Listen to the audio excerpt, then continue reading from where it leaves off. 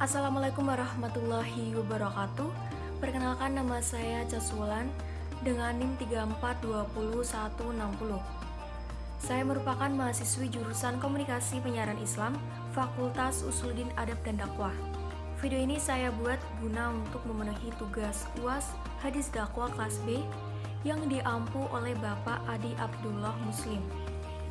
Di sini saya akan menjelaskan sedikit tentang tugas dan kewajiban berdakwah. Namun sebelum itu kita pelajari dulu dakwah itu apa.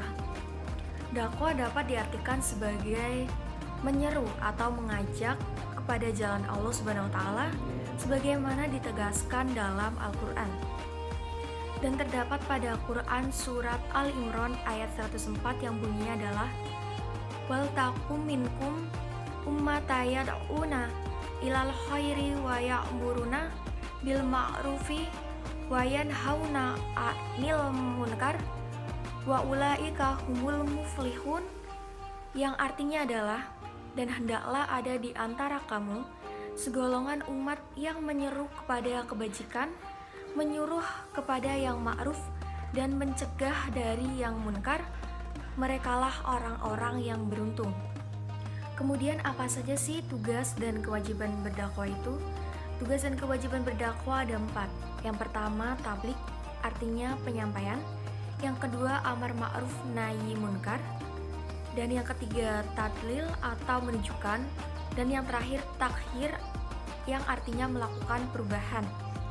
Dakwah sendiri bertujuan untuk mewujudkan kesejahteraan dan kebahagiaan hidup di dunia dan di akhirat yang diridhoi oleh Allah Subhanahu wa taala, yang artinya dakwah harus menyampaikan nilai-nilai yang dapat mendatangkan kebahagiaan dan kesejahteraan yang diridhoi oleh Allah Subhanahu wa taala dengan bidangnya masing-masing. Cara Nabi Muhammad SAW berdakwah tentulah layak menjadi contoh atau teladan kita. Setelah Nabi Muhammad diangkat sebagai Rasul Allah, beliau melakukan dakwah Islam baik secara lisan, tulisan maupun perbuatan.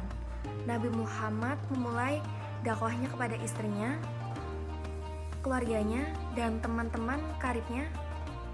Mula-mula dakwah ini dilakukan secara sembunyi-sembunyi karena situasi dan kondisi pada waktu itu masih belum memungkinkan penyampaian dakwah secara terang-terangan. Baru setelah pengikut Nabi Muhammad bertambah, termasuk beberapa pemuka Quraisy, dakwah Islam disampaikan secara terang-terangan. Dan dakwah pada era milenial seperti ini dapat dilakukan dengan cara melalui pengajian taklim, media sosial, dan pendekatan psikologi.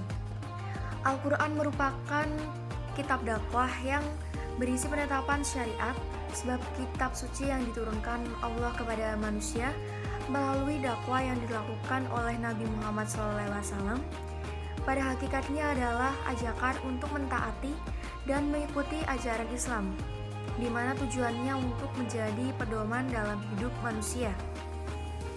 Para aktivis dakwah sendiri harus berusaha untuk mengolah materi dakwah semenarik mungkin sehingga memikat minat pendengar dan mampu memotivasi.